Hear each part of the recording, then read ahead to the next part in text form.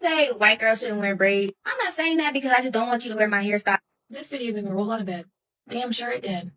Yes, I watched the entire video, so before you come at me for not understanding her purpose, well, I don't. You see them braces in her mouth? They originated from France. But do you hear the France people? No, they're probably happy that we do it. Or how about the fingernails when you get acrylic? That's where they originated from. China. Yeah, but no, do you see them getting mad when we're wearing them? No, they're actually doing them for us. They're probably happy that we wear them as well. Or how about those eyelash extensions that everybody get? Do you know where they came from? Yeah, Brazil. Actually, they originated in Brazil. And I don't see no Brazilians getting mad at us for getting eyelash extensions and stuff.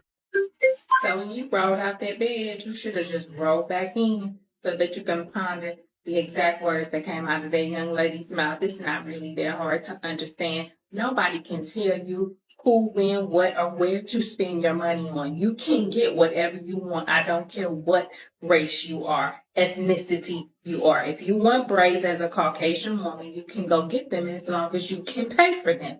What the young lady is saying is cultural appropriation is real. Braids were not started in slavery, but they were started by blacks. And because of the texture of our hair, they were used as adornment for us, by Africans. But then upgraded it to a necessity of survival. And then you guys liken it to something that is just was originated to adornment. French did create the actual braces to straighten your teeth. Fake nails. China created the first acrylic. Ethiopians created the first manicure oils on your nails, and then the people from Greece actually utilized that kind of thing as adornment. They created the adornment of nails.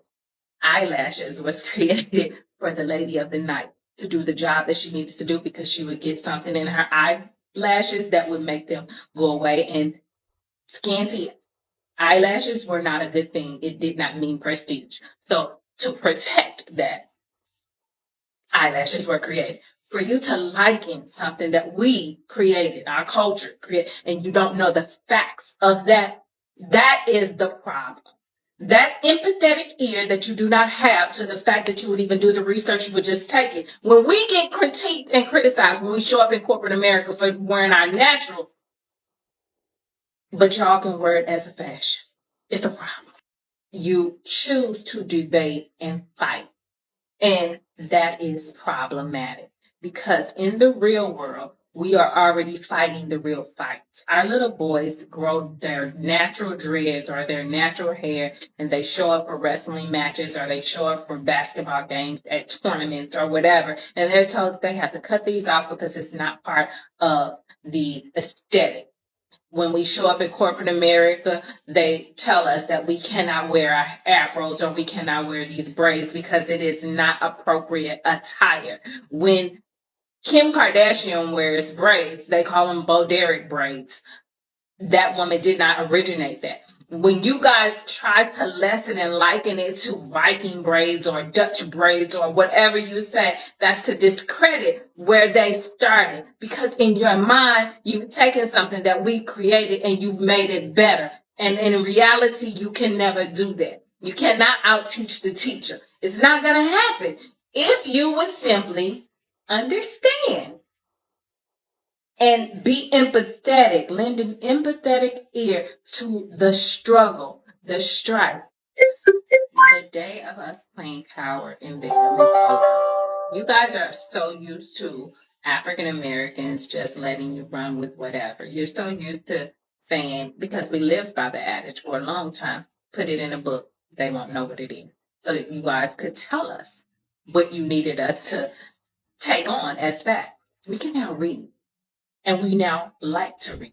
We now want to know real truth. So we will do the research. And we will let you know at every turn there is a pride in who we are. So you can't tell us what we can be prideful for. You cannot tell us what makes us a victim or sound victimized. You can no longer give that to us. We are now saying to you the accolades in which we should have pride in, the things in which we should invest our cultural background, the narrative that we speak on ourselves, that we teach our legacy, is going to look different. That has nothing to do with victim. That has nothing to do with pity. That has everything to do with pride. We come from a good people. And I'm not saying that any other race or ethnicity doesn't. But what I am saying is that we have been held down, misappropriated so many times that at this point now, today, it is vastly important that we invest in what we believe in. And that should be us. We should have pride. We should invest in teaching that pride. And we should understand who we are, whose we are. We want our accolades. Stop trying to act like we're playing the black card. Stop trying to act like we want pity. Oh, nothing happened to you. Oh, woe is you. Oh, you want someone to feel sorry for you. You're not going through anything. We don't want any of that. Be very clear. Most of us are making our own money, doing our own thing, and pushing the agenda forward to ensure. But what we want to do is ensure that our little babies, our descendants, understand the pride that they have in themselves, so that nobody can keep telling them that they're worth nothing. Nobody can keep telling them that they're not from kings and queens. Nobody cannot keep telling them that they are from a race that is lazy, that lacks the ability of ingenuity.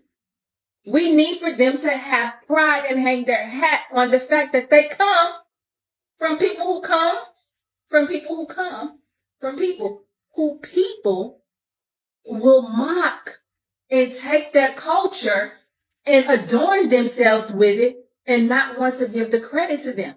They want that ingenuity so bad that they are willing to steal that from under them. We need them to understand and have pride in the fact that we come from a people that y'all want to steal from and take the credit for. And that no longer works. We want the accolades, man. We want them. All of them.